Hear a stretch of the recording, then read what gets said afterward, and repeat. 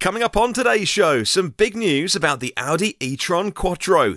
We now know when it's coming, what it looks like inside, and car journalists allowed inside it, but sadly not to drive. Delight for the Jaguar I-Pace after winning a big award. And a former Top Gear presenter drives a track-ready Tesla Model S P100D. Well, good morning, good afternoon and good evening, wherever you're listening around the world. Hello and welcome to the Thursday, the 5th of July edition of EV News Daily. It's Martyn Lee here with the news you need to know about electric cars and the move towards sustainable transport. We'll start with a little bit of sales news, and the Inside EV scorecard's been updated. Stephen Loveday last night was publishing some of the latest stats now that we've got June out of the way, and the North American roundup includes this. If trends persist, we should continue to see the final month of each quarter claiming the new lead spot on our all-time list, he says. June will prove this true. Topline number for June sales in the USA, 26,500 EVs sold. Well, for quarter two, GM sold 3,483 Bolts and 4,336 Volts. Nissan, last month in June, would deliver 1,367 Leafs. That's down almost 10% from last June, and also down from May's 1,576. Why on earth would a great new model like the Nissan Leaf be down in the final month of the quarter when it should be up? Maybe some supply issues, maybe things cooling off a little bit with that, I don't know. Maybe anyone who is in the know could drop me a line anonymously if you want to, and let me know why those Leaf sales down last month. Big questions remain, like Tesla's 200,000th delivery, and how are the Model S and Model X selling? We'll put a link to the page directly in the show notes if you want to read all of the in-depth numbers. Well, big Audi e-tron news to report on today. The high-tech cabin has been unveiled. I'm going to try and get through this whole piece without talking about the competitor to the e-tron Quattro, the Jaguar I-Pace. Won't mention it once. That's the plan. Well, Audi's new all-wheel drive EV is on the horizon, powered by 3 motors and a 95 kilowatt-hour battery pack. It delivers 250 silent miles on the new WLTP test cycle, which is still a little bit more optimistic than the EPA range, but it's much more in line with it, and real world as well. It's got 150 kilowatt CCS fast charging capability, 22 kilowatt charging at home on your custom install, and that makes use of the next-gen chargers that you might find out and about, often the 350 kilowatt chargers will charge your new e-tron up to 150 kilowatts. That is 100 miles range in half hour. It's 200 miles in half an hour, of course. The specs are certainly competitive, and we know Audi make a fine car. 0 to 60 under 6 seconds, top speed 124 miles an hour. But how much will it hurt with a launch date no sooner than a rather vague spring 2019, which is all they're committing to at the moment, given, well, the I-Pace is already out. Damn it! I won't do it again, last time, I promise. As for the price, it's going to start at $89,000 in the USA. That's a $20,000 premium over the I-Pace. Damn it! Well, new interior photos have just been released, and it's a stunning place to spend any time at all. 2 large centre touchscreens sit just below the air vents and just above where you rest your hand on the gear selector. Well, I say gear, forwards, backwards and stop. Of course, the instrument panel behind the steering wheel is all digital too, like those gorgeous Audi ones, top of the range. It can turn into a full sat-nav as well. It can turn into all the digital dials, everything you need. Some journalists have been in the passenger seats, sadly not driving it though. Yesterday, I was tweeting about Car Magazine's review, which is really good, and Auto Express have had a ride along as well in Copenhagen. And on the move, the first thing you notice about it is the serenity on offer from the EV drivetrain. It's much the same as we've experienced from its rivals, mentioning no names. Although this early passenger ride was ostensibly to demonstrate the e-tron's fine refinement and to show everyone the new interior, and Auto Express say we did manage to get the lowdown on the spec. Unlike its Mercedes EQC rival, the e-tron is going to be built at a dedicated production line in Belgium, riding on a unique scalable platform under which its 95 kilowatt hour battery resides. Even Auto Express saying it's a 95 kilowatt battery. Man, that's a motoring publication, and no wonder the general public are confused with kilowatts and kilowatt hours. Whew, so much education to do. Audi's people admit that the platform is 40% stiffer than the Q5s to allow for the e-tron weight, as well as to help with its refinement and dynamic goals, say Auto Express. Full link in the show notes to read the rest of the article. Well, the showstoppers have got to be the side mirrors, of which there aren't any. Just two small aerodynamic metal stalks with HD cameras on the end of them pointing backwards. They're called the e-tron virtual side mirrors. There's some 7-inch OLED or OLED screens in the doors. They're in the door at the bit where it joins the sort of the junction with the A pillar.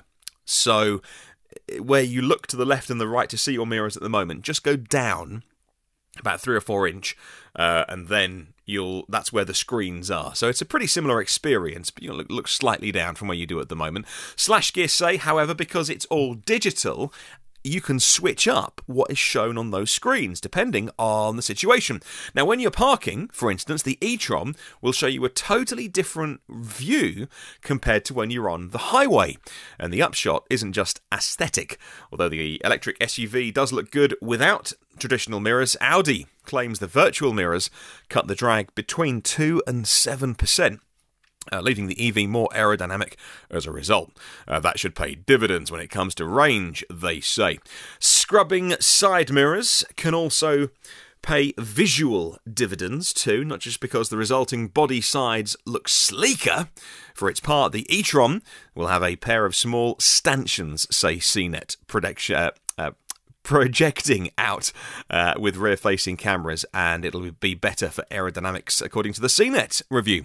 Sadly, though, US regulations mandate that all cars must have 2 glass mirrors, so it's only Europe and Asia getting those Sci-Fi-esque cameras. However, to make up for it, the e-tron Quattro, of course, if you buy one of these, you can use Electrify America's high-speed charging network, with 290 locations installed by the end of the year. Audi says not only the electric car's drivetrain is quieter than gas or diesel, obviously, it has packed the e-tron with loads of noise insulation to really deliver cathedral hush, says SlashGear, on the subject of noise, or rather, the lack of it. As for regen, we all love a bit of regen and playing with the pedals. You can choose to sail in this one, which isn't available on all EVs, like a neutral, like a sail mode.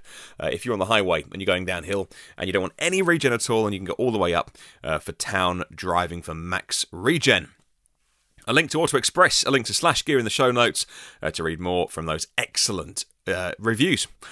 Well, a quick note on the Jaguar I-Pace, and I do mean to mention it this time. Loads of car awards events are run by magazines all around the world. They all have various categories, and for a while now, EVs have been picking up wins in certain subcategories, and even some of those subcategories are purely for EVs and plug-ins. That changed last night. The all-electric Jaguar I-Pace was named the Car of the Year at the 2018 Auto Express New Car Awards, and the editor-in-chief, Steve Fowler, described it as the most exciting new car we've seen in the past 12 months. According to automotiveworld.com, stat check on the I-Pace, 90 kilowatt hour lithium-ion battery, so slightly smaller than the Audi e-tron Quattro. Dual motors for all-wheel drive, 0 to 60, 4.5 seconds, and 298 miles on the WLTP cycle.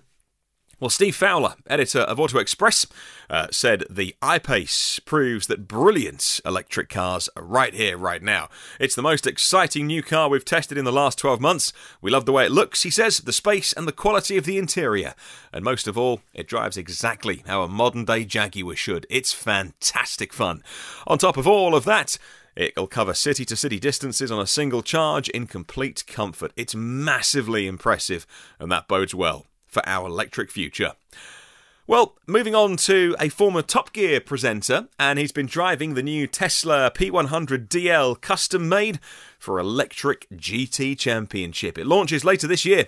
Not officially endorsed and sanctioned, if you like, by Tesla, but it is by the FIA. They regulate Formula E and Formula 1, and it's a whole new racing series. And although it only features Teslas at this stage, the organisers have never ruled out having different makes and models because it's called Electric GT. However, for now, the field will be completely Tesla Model S P100 DLs with a range of interior stripped out. They are proper racing cars, roll bars, all that kind of stuff. Lots of carbon fibery bits added.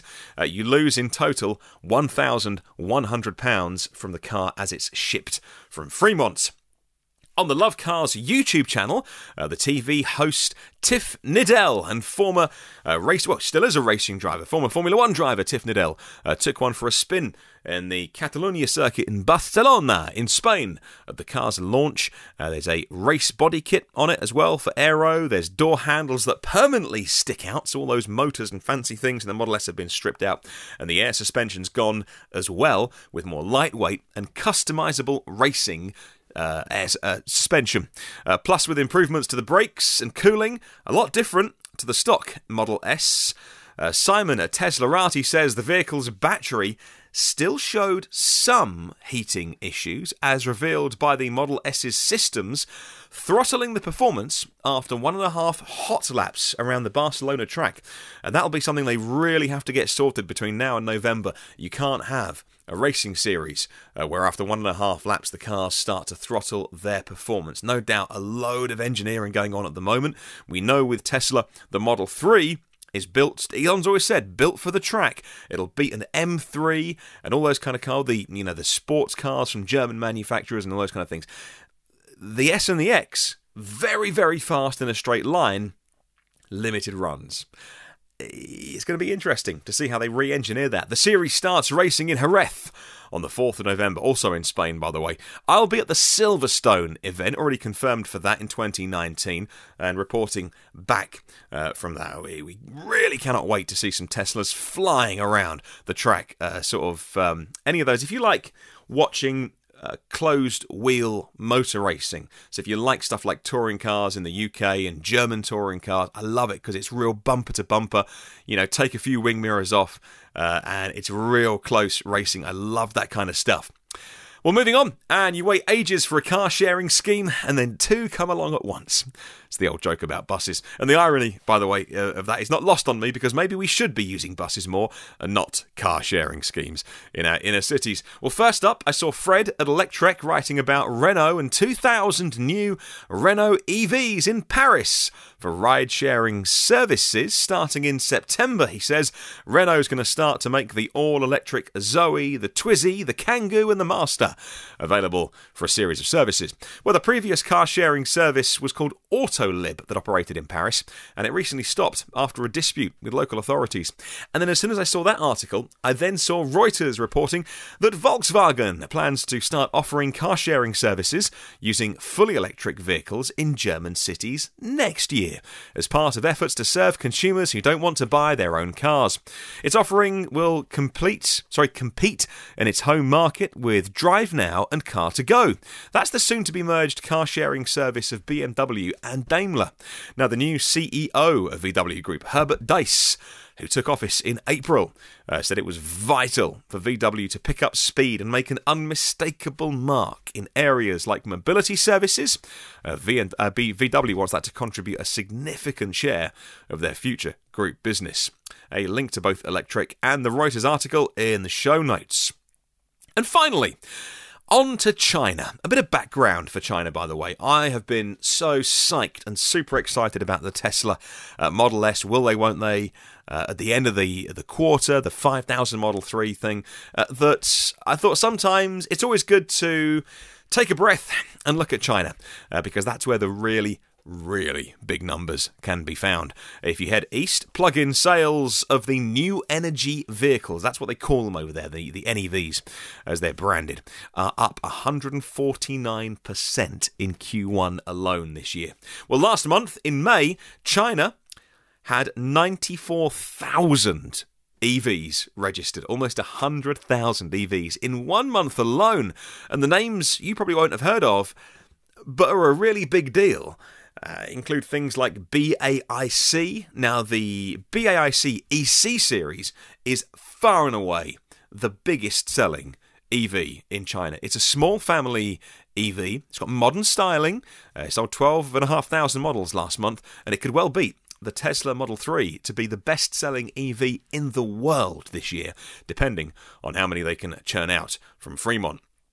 Watch out as well for the BYD, QIN. How would I say that in Chinese? Definitely not Quinn, I imagine. But that's selling really well, 3,000 to 4,000 models every single month for the last 9 months consistently. The SAIC Baojun E100. It's made by the Shanghai Auto Company and GM, which is interesting, in a joint venture. And it's a tiny, tiny little two-seater, like a smart car. If it's a city car and one of those little cars that you can park front into the curb and it doesn't stick out because it's so short, has 39 horsepower, costs $14,000. It's tiny and it sells in big numbers. The Jidu D2EC. You haven't heard of that, right? It looks like a small city car from the 1990s. Pretty horrible, pretty cheap as well. Looks like a slightly larger Renault Twizy, but with old-fashioned styling. But it's got an 18 kilowatt-hour battery, and they love it. And the BAIC EX series is the 5th biggest seller. Now, that is a compact crossover, and that looks like any modern Hyundai, kind of Kia or Japanese compact crossover that you'd buy in North America or Europe. Great styling. I don't know why it's not selling better, mainly because it's more expensive, I imagine. It's the last one on the list, but it's the first one that you would choose of these 5 to have on your driveway. Looks like any modern Western or American crossover. 48 kilowatt hour battery, 200 miles range, but a $28,500 US price tag, and that might be why in China it's only in 5th place. Well, half of all the plug-in cars in the world last month, June 2018, were made by Chinese OEMs. Half of every single electric car made by China. They're on target to make and sell 1 million EVs this year alone. 1 million in a year. And now a new action plan has been released yesterday to move the country forwards. China is going to cut down its coal consumption and boost EV sales and shut outdated steel and coke capacity. In the next 3 years, the State Council said in a long-awaited 2018 to 2020 pollution action plan, reports Reuters. China is now in the 5th year of what it calls its war on pollution, aimed at reversing the damage done to the country's environment since the economy was opened up in 1978. President Xi Jinping has been promising to use the full might of the Chinese Communist Party to meet the country's clean goals. The new 3-year action plan, released yesterday on the official government website, will expand the fight to 82 cities around China. They set an annual production and sales target for new energy vehicles, bearing in mind they'll do 1 million this year, to be 2 million vehicles by 2020. It's all about cutting road emissions. A link to the article in the show notes. And just a little comment. I know sometimes I keep my comments to myself and just give you the news, but my take on that, from sitting here in the middle, I mean geographically in the middle, is that it seems strange because we get headlines in this country about Donald Trump's America opening up pipelines and putting money into coal production and solar tariffs, and then you look the other way and the country that is all the power is shifting to is China, that's on this massive war against pollution and these huge green goals, and they're not just paying lip service to it, they are properly going about selling 2 million electric cars every year by 2020. And it's an interesting comment. It's like the way we see it from this country, looking at both. We've always looked towards America as being, the world's superpower and those kind of things. But it just, in this one thing, in terms of green energy, apart from Tesla, there is a shift of power going on, and it's interesting to watch. Well, moving on, just to a couple of emails I want to get to today. I missed them out yesterday, but thank you so much for getting in touch on the email address, which is hello@evnewsdaily.com. That is hello@evnewsdaily.com. If I'm wrong, by the way, about that shift of power, please do let me know and say you are bang out of order and tell me why. That's just the way that it appears from here. Let me know in the comments section, or you can email me. Hi to Ben McManus, saying merely hello.